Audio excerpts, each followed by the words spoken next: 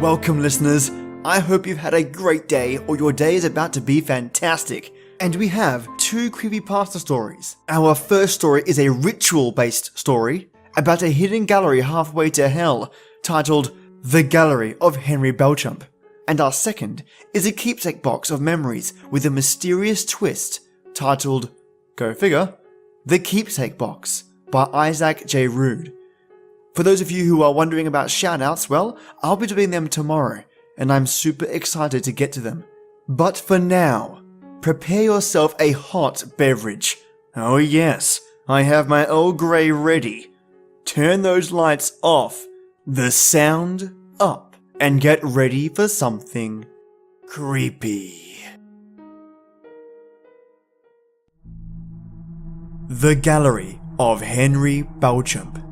If you go into this one tiny, dingy one-store bar in Paris, and the right bartender is behind the counter that night, you might be able to see a very exclusive gallery show of the lost works of one Henri Beauchamp. But, to get in, you have to prove you're a devotee of the artist first.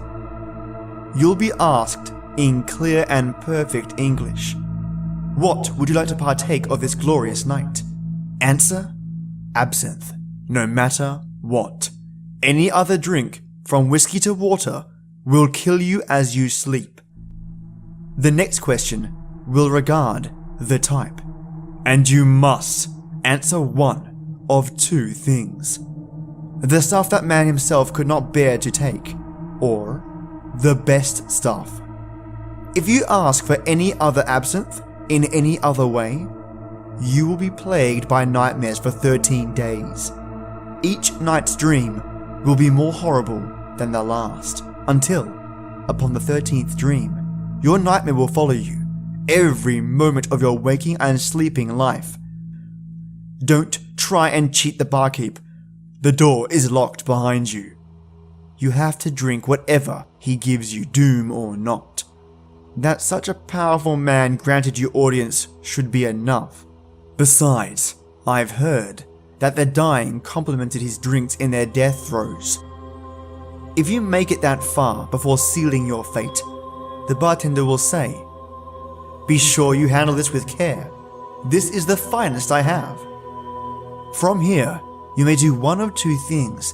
Say, word for word, "I've overestimated my fortitude and I bid you good eve." If the barkeep nods, you may leave the door you entered unharmed and with nothing gained and nothing lost, except the time spent inside. Or, you can go on. You will be given a glass with a 7-sided rim, with each side twisting ever so delicately around the basin until forming a sleek and simple handle. You will also receive a very, very, very special absinthe spoon in the shape of a key. The holes at the key's top serve as the draining point for the alcohol to pour over the sugar cube and, of course, an unmarked bottle. Stripped long ago of its label, scraps of paper sticking to its sides, covered in the rot of the decades past. The spoon is completely flat, but has 2 distinct sides, one with a groove along the shaft of the key and one without. Turn the shaft down so its groove will be face down. If you attempt this face up, your absinthe will taste foul, your nose will burn, and your eyes will shrivel in their sockets with unspeakable horrors not of this world. Now, if your spoon is the right way up, begin preparing the absinthe as one would. Put the sugar on the spoon and pour the alcohol over so it gains its color and special qualities. Say, "Cheers!" to your friend, the barkeep, and bottoms up. If you don't, the absinthe will burn every innet it touches with the power and pain of sulfuric acid. If you've done it right, the already dim lights will go off, and darkness will consume the bar. Don't be afraid. The darkness is the cue that you've been approved for the exhibit. Wait out the darkness and keep as silent as the dead, lest the bartender decide to make you so. Eventually, not too long, 2 to 3 minutes, a green floodlight will shine brightly on a door on the far wall of the bar. the bar will be bathed in green, and not just from the floodlight.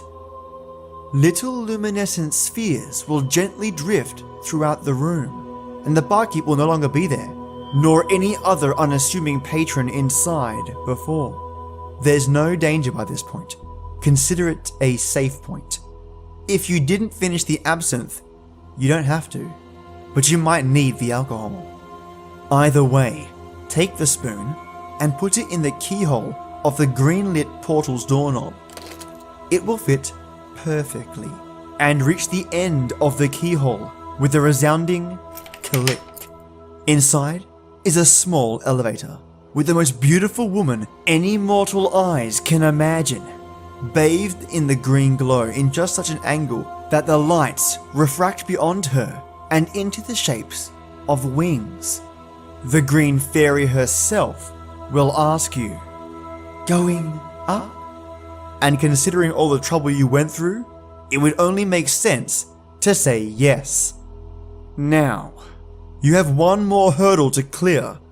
She will ask you, as you cross the line from the bar to the compartment, "How would you compare Beauchamp's surrealism to that of, say, René Magritte?" For your reply, you must say, "I've come to see more than art tonight." If you don't, the green floodlight will blow out, the doors will slam shut, and the elevator will plummet through a seemingly infinite blackness before a rear light grows brighter as the elevator nears the very depths of hell. Now, if your elevator begins to go up, the green light will also fade, but in its place will be the cool glow of the moon.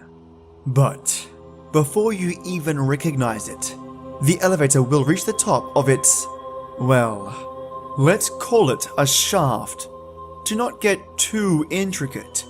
Now, I'm not as sure about this as the rest, but I've heard that if the green fairy kisses you on the cheek as she leaves the elevator, you will always be blessed with the creative inspiration, a permanent, ever-changing muse. You can't kiss her. She has to do it of her own volition. If not, well, nothing. But no reason to do it anyway, and anger the woman who is responsible for keeping the Beauchamp's paintings safe for so many years. You will enter from the elevator and turn off the sentry parlor with a large poster of Henri Beauchamp on the left side of the opposite wall. On the right is a door. Taking the time to read the poster is a fairly good idea, as it explains the very significance of Mr. Beauchamp.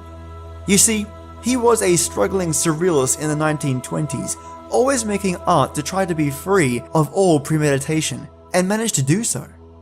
You see, after one night in a tiny, dingy one-story bar in Paris, he began to paint patterns. First, it was geometric patterns, then complete fractals, then images that would be in the newspaper the next day, the next week, then from 50 years ago, 100 in the future, 200 in the past. Then, on his last night of life, he kidnapped 3 young girls from their homes at night, murdered them, and painted his finest masterpieces in reds and yellows with the blood and bile of virgins. He committed suicide immediately after painting exactly 13 of these. These are behind the door. The first 6 from the left show, from left to right, the genesis of the universe, the only true visage of God as viewable to the eyes of man, the true image of Jesus Christ, the sprawling clouds of heaven, every pope from the first to faces not yet recognizable, and a portrait of Jesus' appearance in the second coming. The other 6 on the right show, from right to left, the cataclysm of the universe, the only true visage of Satan as viewable to the eyes of man, the true image of Judas, the sprawling flames of hell, every human embodied demon from the first to faces not yet recognizable, and a portrait of the Antichrist in his second coming. Now, 6 and 6 makes 12, but what of the 13th? The 13th painting is turned around on its wall pin, the image facing the wall. The space around it is roped up at a very wide diameter, and under the flipped image is a sign in 3 languages. The top is in the scriptures of the Seraphim, the bottom in the runes of the highest demonic orders, and in the middle is Roman letters. Do not touch. Now, like the kiss, I can't say this part with as much certainty, but all the same, I heard that somehow, as he died, Beauchamp flayed his skin, his organs, his very soul into some sort of collage. How he took his dead body and created such a horrific masterpiece, I could never say, nor would I ever dare to. So, if you make it, maybe you can flip the canvas over and tell me sometime. You can tell me about it over a drink. All credit to this story goes to Anonymous. The author is unknown. Your next story is The Keepsake Box. The sound of the autumn leaves crunching beneath my boots projected itself through the forest around me. Finally, I could breathe in the fresh air of the mountainside and feel alive again. I love my place here in the mountains. There's just something special about the peace and quiet. Naturally, you can assume that when I finished my deployment in Iraq and was given block leave to go home for a short while, and I quickly accepted the opportunity. Here I was, just outside my cabin, in a rural part of Tennessee, far from any bustling military post, indirect fire, or the boredom that is the desert. The flat, boring desert. And more importantly, far from any people. I'm tired of all the people. Now, the only town was several miles away. So peaceful. My land was several acres, passed down my family for a few generations. What doesn't belong to me is no man's land, or miles of undisturbed forests, rivers, and wildlife. I relish every bit of time spent that I get to spend in the mountains. And now, I'm just about to hike a familiar trail. It's a good route that isn't too tough, but also not too easy, which my father cut through a small valley decades ago. I really love this hike, because it leads me to a peak of a small mountain nearby, which gives a gorgeous view of the land. I packed lunch, stuffed it in my backpack, along with a flashlight and some first aid, just in case it got dark before I came back. And I headed off. The first hour of my hike was exactly how I remembered it, from when my father took me the first few times. We went to a familiar hunting spot together. "Stay with me, buddy," I could hear him holler. I would easily get sidetracked playing with the sticks and rocks, running along the fallen trees and bounding through the woods. As I got older, friends and I would grow fond of the land and play army together. The way the sun cuts through the roof of the forest is very stunning. Rays of gold pushing their way through the bright green and shining onto the bed of the forest. Looking around now, though, I'm definitely not where I ought to be. I got turned around, or must have. I never remember there being a creek on this side of our land before. It was a thick river of unknown depth, perhaps 25 yards across and gushing. I was standing next to the bank, which was about a 4-foot drop to the rushing water below. Gorgeous. I'll have to try to make it back here. Maybe I can do a bit of kayaking, I thought to myself. Despite my better judgment on getting back on track, I decided that this could be fun to follow the creek and have an adventure off the beaten path. I began off, following the creek for a mile or so, enjoying the company of the water and the singing birds, and of the beautiful sounds of nature. Entirely peaceful, until, that is, when I first saw it. A small stone building about 20 meters into the forest. It looked almost ancient, moss growing up the side of an old, rotten tree, which must have fallen on the building years ago, and covered the entire left side of the structure. The right side of the building was slightly caved in. There was no door in the center, but a hole acting as a doorway. A doorway which was void black. I eyed it cautiously. Something felt very wrong about it. I didn't feel like it belonged there. The blackness in the doorway seemed to be staring out towards me, almost whispering to me to come and see. The wind blew on my back, almost as if to push me into it. Everything in my heart screamed to turn and run, to sprint, to do anything to get away from this place now and be rid of it entirely. I closed my eyes and shook myself off this irrational feeling that seemed to want to control me.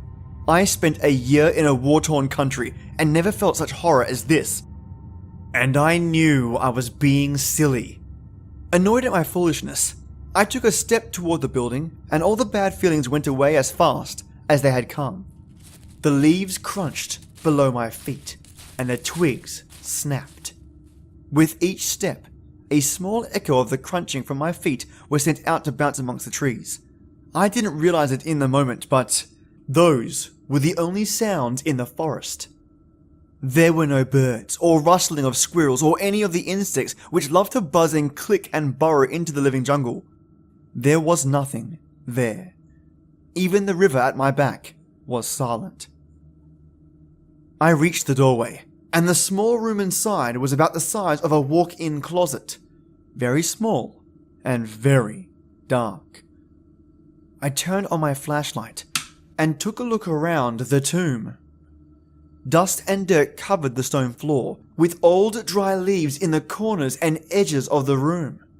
All of the room was plain aside from the debris, except a small stone pedestal in the center. On this pedestal was an old keepsake box. I chuckled a little, wondering if I'd just stumbled upon a geocache for the adventurous hiker. I brushed a thick layer of dust off the old thing and pleasantly found that it was a beautiful piece of craftsmanship. Intricate designs of the forest were carved into all four corners of the box. The bottom had a smooth feel and the top had a golden circle. In the center of the golden circle was a carving of a silhouette of a deer being chased by wolves. A small golden latch protected the contents, which I flipped up, and then opened the box. Inside were about 12 things, tiny trinkets and toys and junk, all neatly placed inside the box. My eyes wandered over them, and one object really caught my eye. It was a bright red rose.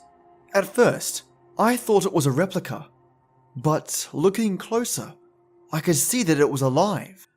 Small water droplets were even formed inside its petals. The stem was a healthy green and the thorns were clipped, as if it were taken directly from a florist and placed in the box not a minute before I looked upon it. Impossible! I reached inside, and my fingers lightly touched it. Immediately, the entire room and space around me melted away. It was as if I was falling very quickly, and then everything went black. I couldn't move. I could only watch what was happening. I could feel what I was watching. Every moment, I could feel what was here. I was in a dream, but I was also in reality. I was a woman. I was beautiful. I had bright blue eyes with rose-red lips. I wasn't alone. I was inside a restaurant with a man.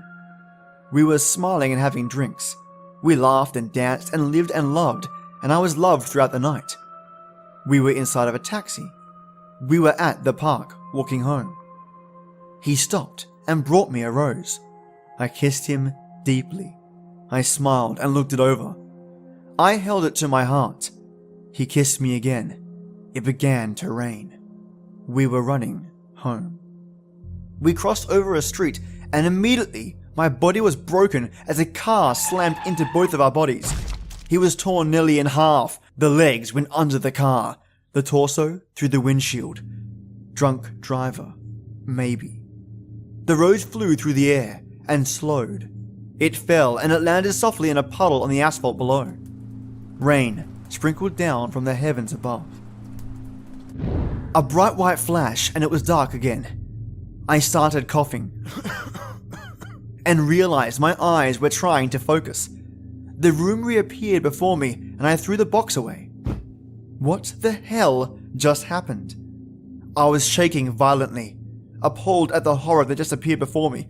What happened seemed and felt so real that my head was spinning. I felt sickened for what I saw.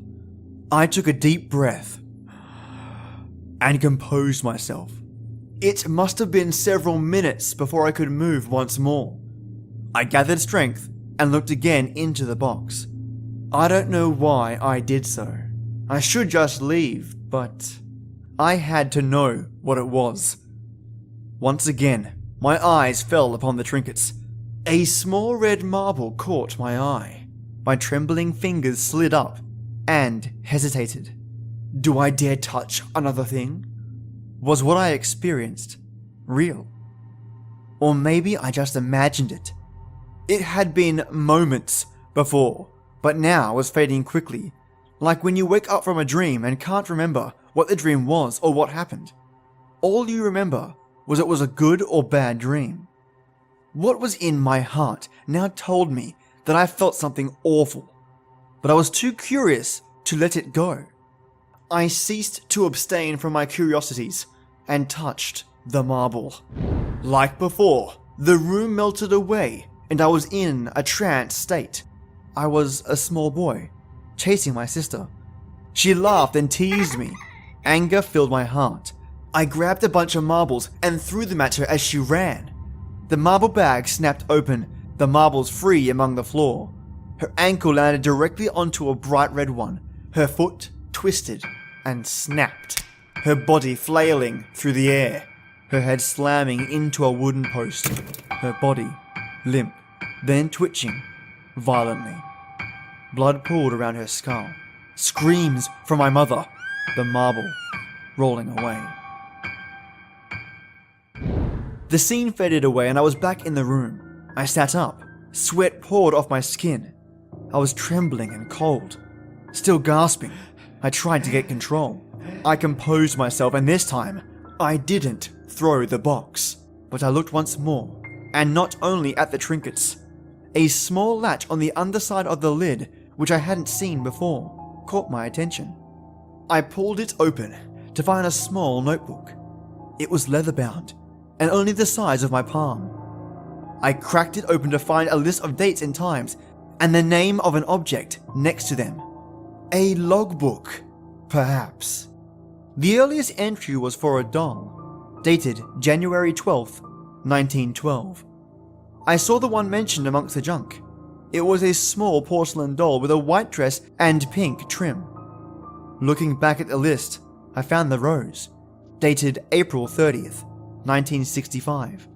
Then I found the marble, dated March 3rd, 1982. That's when I realized that the outside was pitch black. My heart froze. I had been here for far too long. Hours must have poured by. I looked at the manifest once more. The final entry, compass, October 15, 2017. Today's date. I felt my pocket for my compass and sighed with relief when I found it. I looked it over, my dad's compass actually. It still had his name carved in the lid. I looked into the keepsake box, and tucked away in a corner was the exact same compass, with the exact same carving. I dropped the box. The lid slammed shut, loudly echoing through the room and the forest outside. What could this mean? Why was there a duplicate inside the box? Why did I not remember how it got so late? And what had I seen in this place for hours? What was this feeling of unbelievable terror? Like something was here, but just invisible. Why was my heart pounding so hard, as if to get out of my chest? The sound of my heartbeat in my ears. That's all I could hear. And then, from outside, the distinct sound of approaching footsteps.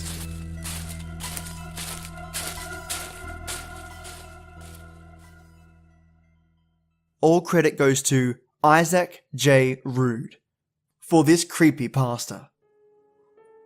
Well, did you enjoy both these stories?